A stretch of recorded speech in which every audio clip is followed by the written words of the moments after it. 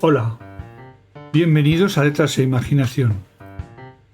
Hoy vamos a hablar de un escritor muy polémico en su momento, en los años 70, que fue cuando su mayor etapa creativa se desarrolló. Era un escritor que el sexo explícito en sus novelas era muy habitual.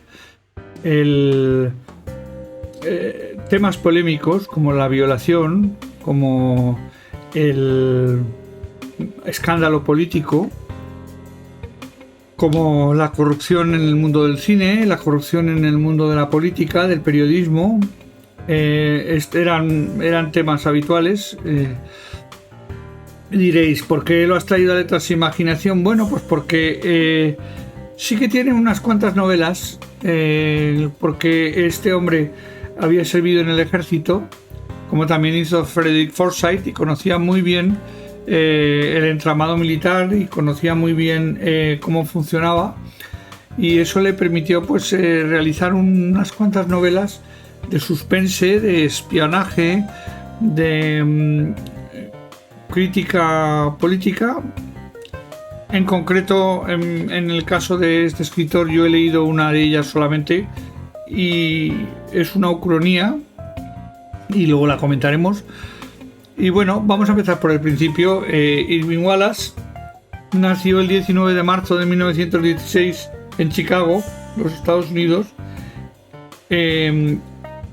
Bueno, desde muy joven se inclinó por la literatura. Tuvo la suerte de que se alistó en el ejército en el año 1942. Y le destinaron a la primera unidad cinematográfica, donde trabajó con el teniente Ronald Reagan, que posteriormente fue presidente de los Estados Unidos. Después le trasladaron a los Signal Corps, donde realizó documentales de divulgación popular junto al director Joris Ivens, al coronel Frank Capra y al capitán John Huston. Como veis, se codeó con dos de los más grandes directores del cine norteamericano de la época, Frank Capra y John Huston. Y bueno, Ronald Reagan también fue un actor popular en aquel momento, pero dejando aparte que el posible influencia en un guionista de un actor es muy pequeña. Sí que comentaremos que estos dos directores pues influyeron mucho en su carrera. Además de varios trabajos periodísticos, porque él estuvo de corresponsal por el mundo, hizo 31 guiones de cine, y entre ellos varias novelas llevadas al cine.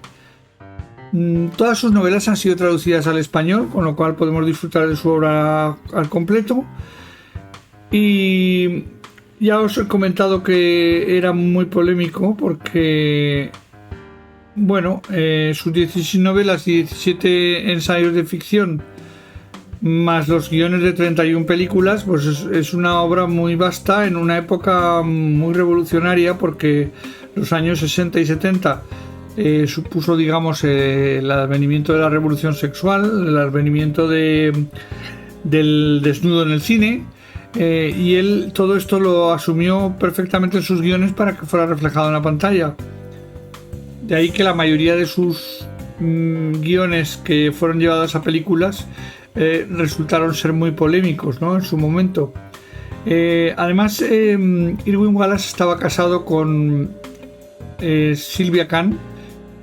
Sylvia Khan era una guionista que trabajaba para Dell Publishing, para una compañía editorial, y coincidió con Irving en Estados Unidos justo cuando la Segunda Guerra Mundial, y entonces se conocieron, y ahí nació el romance, y se casaron en 1941. Bueno, Sylvia junto con Irving formaron una familia, tuvieron dos hijos, David y Amy. David, curiosamente, no lleva el apellido Wallace porque al buscar una serie de papeles para realizar algún tipo de tema legal, descubrieron que los antepasados de Wallace, que eran de origen polaco, realmente no se apellidaban Wallace sino Walaski, y entonces David asumió ese apellido como propio, lo llevó al registro y consiguió cambiarse el apellido. Entonces el hijo, de hecho, que aparece, hay una obra en la que trabajan los dos hijos, Amy y David, Sylvia y Irving. Hay varias obras que hacen todos ellos en conjunción. Por ejemplo, en 1971, Las ninfómanas y otras maníacas, la vida, amores y aventuras sexuales de algunas mujeres escandalosas y liberadas. Esta no fue llevada al cine, pero sí que se llevó al cine Los 7 minutos. Los 7 minutos, todo un escándalo en la época. También tenemos una que se llama El informe Chapman, de 1960, que se llevó al cine en el 62 con el título Confidencias de mujer. Es una película que tuvo muchos problemas con la censura en Estados Unidos. Era una película crítica con el informe Kinsey, el informe sexual que se realizó en los años 50 en Estados Unidos, sobre sexo a las mujeres, por unos psiquiatras clínicos, los Kinsey. Y hay una serie de televisión respecto al informe Kinsey. El informe Chapman hubo de defenderla George Cukor ante la censura norteamericana para que pasara, ¿no? O sea, porque resultó muy polémica en su momento. Comentaros simplemente que las películas más importantes que ha hecho y cuáles han sido llevadas, las obras publicadas, más importantes que ha hecho y cuáles han sido llevadas al cine. Está Los pecados de Philip Fleming, de 1959, y ahí durante 30 años escribió novelas hasta en 1989, la última que fue invitada de honor. Al cine fueron llevados El informe Chapman, El hombre, el premio Nobel, Los 7 minutos, La palabra, El documento R, y ya ninguna de las últimas fueron llevadas al cine. Tiene muchas otras, tiene El caballero de los domingos, El complot, La isla de las tres sirenas, Las 27 esposas, El fabuloso empresario, El todopoderoso, La segunda dama, El libro de las listas, Almanaque de lo insólito, El proyecto Paloma, El milagro, El séptimo secreto, que va a ser la obra que vamos a comentar hoy. El séptimo secreto es la que yo he leído de Irving Wallace y ahora la comentaremos. A mí fue la que he leído y me ha gustado y os recomiendo. Sinceramente es una ucronía muy entretenida. Se lee además fácil, no es muy gruesa. Estamos hablando de 200, vamos a ver cuántas son exactamente, 310 páginas. Es una novela media, se puede leer perfectamente de una sentada. Y bueno, El séptimo secreto en concreto es una novela escrita por Irving Wallace en 1985 y relata una historia alternativa en la que Adolf Hitler ha sobrevivido a la Segunda Guerra Mundial y muere en los años 60. Todo se basa a que se comenta que el Führer tenía 6 búnkers secretos que fueron destruidos durante el asedio de Berlín, pero esta novela trata de que había un séptimo búnker que no era conocido más que por los altos mandos del Reich y en el cual se refugió Eva Braun, Hitler, Eva Braun y varios nazis importantes. Todo empieza cuando el historiador británico Harrison Ashcroft se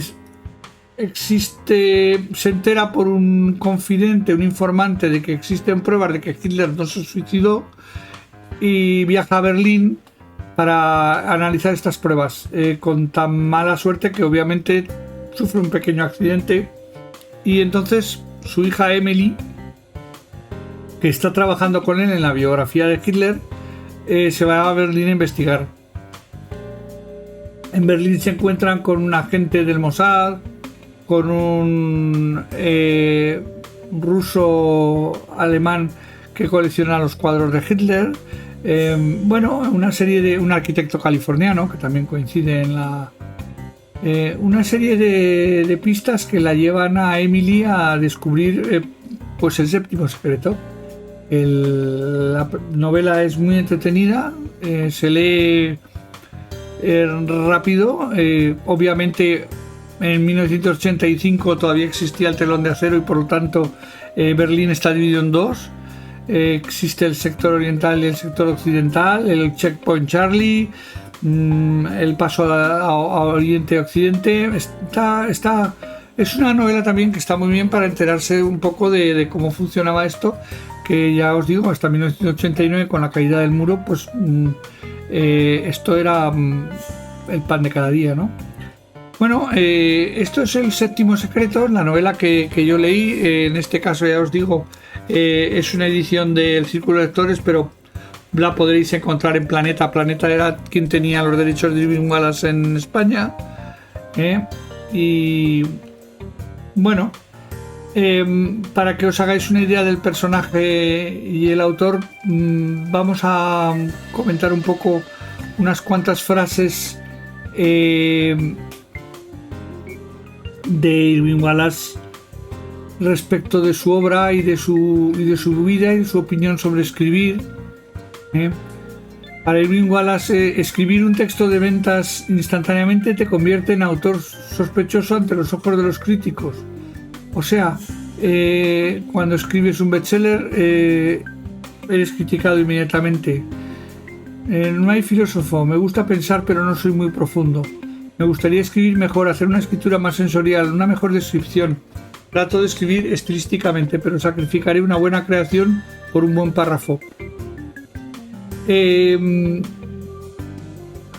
muy concreto en su forma de escribir. Esto le fue muy criticado. Lo que pasa es que estamos en una época, en los años 80, los años 70, en la que la mayoría de escritores que más venden no son precisamente grandes literatos. No estamos en la época de Fitzgerald, ni la de C.K. Chesterton, ni en estas épocas de los años 40, 50, en la que los escritos tenían un inglés muy rimbombante, una lectura compleja y una literatura muy purista.